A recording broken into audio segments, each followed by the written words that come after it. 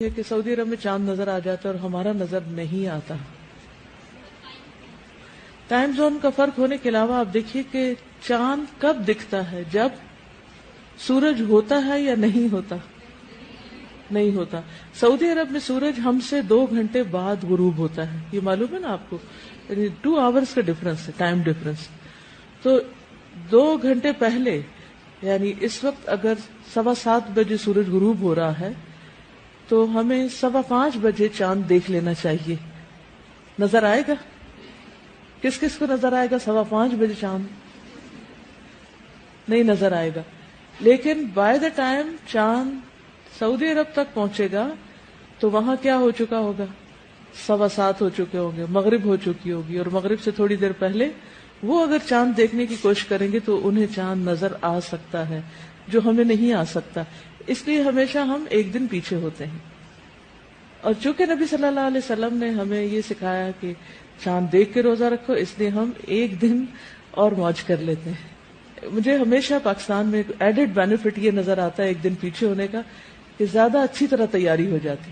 Last moment تک بھی ہم تیاری کرتے رہتے ہیں لیکن ساری تیاری مکمل نہیں ہوتی. جسمانی تیاری، ذہنی تیاری، روحانی تیاری، کئی اعتبار سے ہمیں تیار ہونا ہوتا ہے. اس طرح جب ایک دن اور ملتا ہے مہلت کا تو مجھے بہت غنیمت لگتا ہے کہ اللہ تیرا شکر ہے کہ ایک دن اور مل گیا. پھر سوچتی ہوں کہ کیا موت کے وقت بھی 1 گھنٹہ 1 دن اور ملے گا کہ مزید کچھ کر سکوں، تو اس کے لیے مجھے آج ہی کچھ کرنا ہے.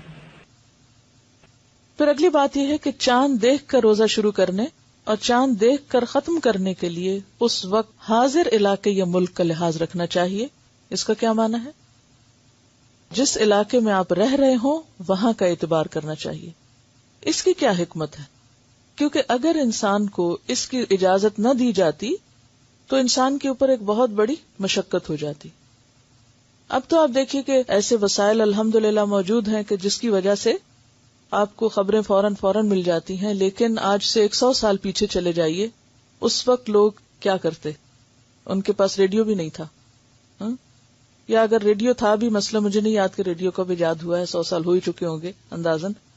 تو باقی ذرائع ایسے نہیں تھے کہ انسان، ایک شخص اگر کسی ایسے کانٹیننٹ میں دیکھ لیتا ہے کہ جہاں اس وقت چاند نظر آ سکتا ہے اور دوسرے کو نظر نہیں آ سکتا اس مطلع کی تبدیلی کی وجہ سے، تو ایسے میں اس کو اس بات کی تکلیف نہیں دی گئی کہ وہ اس کو جا کے فالو کرے.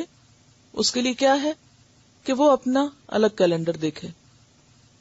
اگلی بات ہے کہ دوران رمضان ایک ملک سے دوسرے ملک سفر کرنے پر اگر مسافروں کے روزوں کی تعداد حاضر علاقے میں ماہ رمضان کے روزوں کی تعداد سے زائد بنتی ہو تو زائد دنوں کے روزے ترک کر دینے چاہیے یا نفل روزے کی نیت سے رکھنے چاہیے.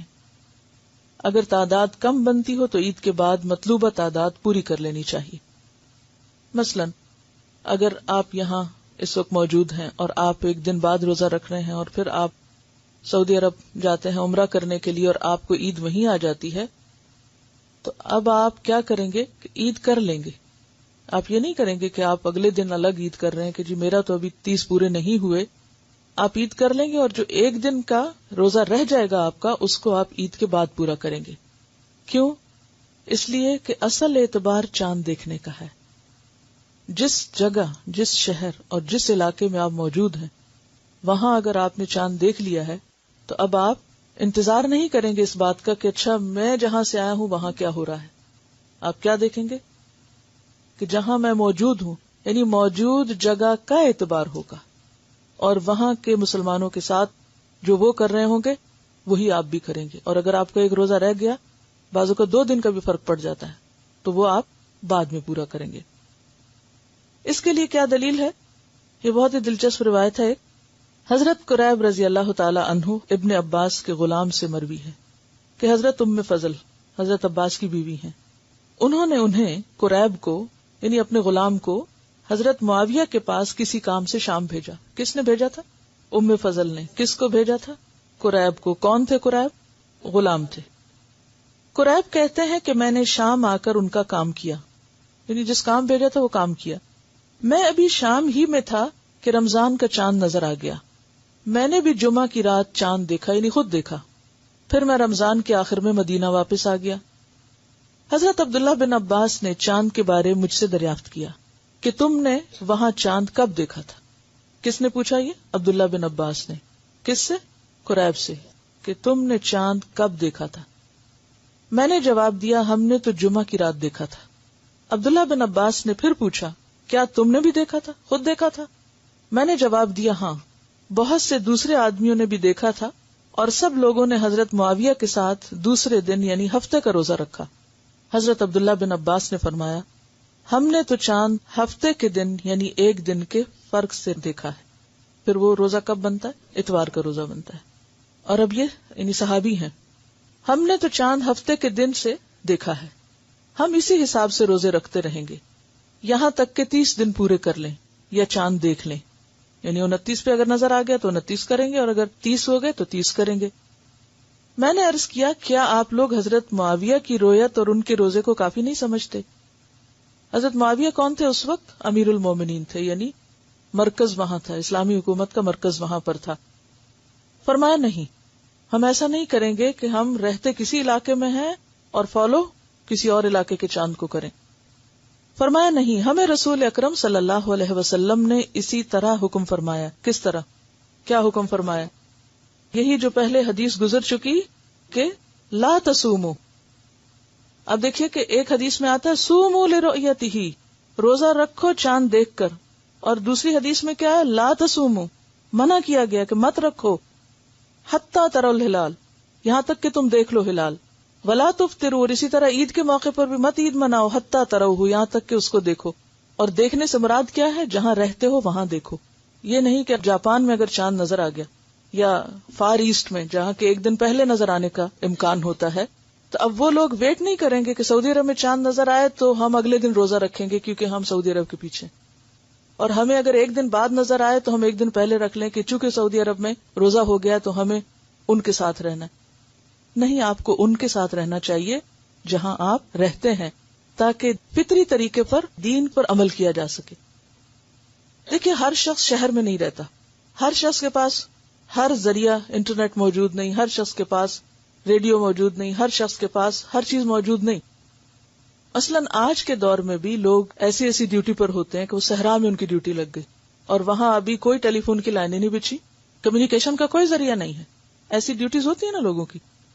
مثلاً آئل فیلڈز میں لوگ کام کرتے ہیں، بعض اوقات تو نئے جگہوں پہ جب سروے کرنے کے لیے جاتے ہیں تو وہاں کوئی فیسلٹی نہیں ہوتی، وہ بالکل وہاں خیمے لگا کے یا ایسی جگہوں پہ جہاں بہت سے غیر آباد علاقے ہیں یا بعض اوقات جنگل ہیں کہ جہاں آپ کو موبائل بھی کام نہیں کرتا. اب آپ کو ایک دن سے زیادہ رہنا پڑ رہا ہے اور اتفاق یہ کہ رمضان شروع ہو رہا ہے. اب آپ کیا کریں گے؟ کیسے روزہ رکھیں گے؟ چاند دیکھ کر. اور اب آپ کہیں کہ بادل ہیں، چاند تو دکھ ہی نہیں رہا، اب کیا کریں گے؟ 30 پورے کر لیں گے کہ چاند نہیں دکھا. کیونکہ یہاں آپ دیکھیے کہ ایک حدیث کہتی ہے چاند دیکھ کر روزہ رکھو اور دوسری کیا کہتی ہے روزہ نہ رکھو جب تک کہ چاند نہ دیکھو. اور تیسری کیا بتاتی ہے کہ رؤیت کس علاقے کی ہوگی؟ عبداللہ بن عباس کے. اور انہوں نے گواہی لی باقاعدہ قریب سے کہ تم نے واقعی دیکھا تھا، کہ تمہارا مطلع اور تھا اور ہمارا مطلع اور ہے. اسلامی کیلنڈر دیا ہی اس لیے گیا ہے کہ ہر علاقے کے لوگ اپنے اپنے آسانی اور سہولت کے مطابق روزہ رکھیں اور پھر ان کے اندر ایک اجتماعیت بھی پیدا ہو. اب آپ دیکھیے کہ اگر کچھ لوگ کہیں ہم سعودی عرب کے ساتھ ہیں، کچھ کہیں ہم ایران کے ساتھ ہیں، کچھ کہیں ہم پاکستان کے ساتھ ہیں، کوئی انڈیا کے ساتھ ہے اور کوئی انڈونیشیا کے ساتھ ہے اور کوئی کہیں آسٹریلیا کے ساتھ ہے، تو حال کیا ہوگا؟ ہاں، سب اتحاد ختم ہو جائے گا. اور پیچھے ہم بہت دفعہ بات کر چکے ہیں کہ اتحاد کا ختم ہونا یہ بھی مسلمانوں پر عذاب کی ایک شکل ہے، کیونکہ اس سے دلوں میں عداوتیں اور نفرتیں پیدا ہوتی ہیں.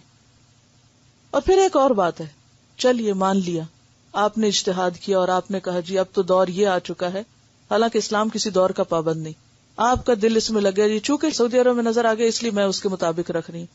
یہ آپ کا اپنا ایک ذاتی فعل ہے. اس کی بنیاد پر آپ دوسرے کو مجبور نہ کریں اور اس بنیاد پر آپ اختلاف نہ کریں اور حقیر نہ سمجھے دوسروں کو جو ایسا نہ کریں، کیونکہ وہ ایک دلیل کے ساتھ، اور دلیل بالکل واضح بخاری اور مسلم کی روایت ہے اور گولڈن چین ہے جس میں یہ بیان ہوا ہے کہ رؤیت کے ساتھ رکھنا ہے. تو رؤیت سے مراد اپنی رؤیت ہے، اپنا مطلب ہے، نہ کہ کسی اور کی. کیونکہ یہ تو انڈرسٹوڈ بات ہے نا، پورے گلوب پر ایک وقت میں نہ سورج دکھ سکتا ہے اور نہ چاند دکھ سکتا ہے. تو اگر ہم لوگوں کو اس چیز کا پابند کریں گے تو اس کا نقصان کیا ہوگا؟ دین مشکل ہو جائے گا، دین مشکل ہو جائے گا. تو فطرت پر ہی سب کو رہنے دیں. اور مسلمانوں کی تو بڑی ایک آبادی جو بڑی لکھی بھی کوئی نہیں ہے کہ وہ کتابیں پڑھ کے کچھ سیکھے، وہ تو مطلع کو دیکھ کر ہی اپنے کیلنڈر کا آغاز کرتی. پھر اسی طرح ہم یہ دیکھتے ہیں کہ رمضان کی پہلی تاریخ کے چاند کے بظاہر چھوٹا یا بڑا ہونے سے شک میں نہیں پڑنا چاہیے.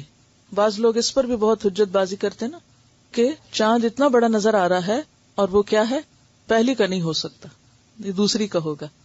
اور اس کے بڑا یا چھوٹا نظر آنے کی وجہ بعض اوقات یہ نہیں ہوتی کہ وہ پہلی یا دوسری کا ہے، اس میں مطلع کا فرق ہو جاتا ہے. اب دیکھیں کہ چاند نظر آنے کا جو وقت ہوتا ہے وہ بہت تھوڑا ہوتا ہے، یعنی مغرب کے آس پاس تھوڑا سا پہلے نظر آئے گا، تھوڑا سا بعد، اور فوراً غروب ہو جائے گا. اب اس میں آپ دیکھیے کہ جب راتیں لمبی ہونے لگ جائیں اور رات جلدی شروع ہو جائے اور دن چھوٹے ہونے کی طرف، جیسے آج کل سپٹمبر اور اکتوبر ہے، تو اس میں امکان اس بات کا ہوتا ہے کہ وہ پہلے سے ہی طلوع ہو کر غروب ہو گیا، اس سے پہلے کہ آپ کی مغرب کا ٹائم ہوتا وہ آلریڈی گون، اور آپ اس کو پھر دیکھ نہیں سکے. پھر یہ ہے کہ اس کے بارے میں حدیث ہے، مسلم کی روایت ہے. حضرت ابو البختری کہتے ہیں، ہم عمرے کے لیے مدینہ سے روانہ ہوئے. جب نخلا کے مقام پر پہنچے تو سب نے نیا چاند دیکھا. کچھ لوگوں نے کہا یہ تو تیسری رات کا چاند لگتا ہے بڑا ہونے کی وجہ سے. کچھ لوگوں نے کہا دوسری رات کا لگتا ہے. ہماری ملاقات حضرت عبداللہ بن عباس سے ہوئی. ہم نے ان سے کہا ہم نے چاند دیکھا ہے. کچھ لوگوں نے اسے تیسری رات کا کہا ہے، کچھ نے دوسری رات کا.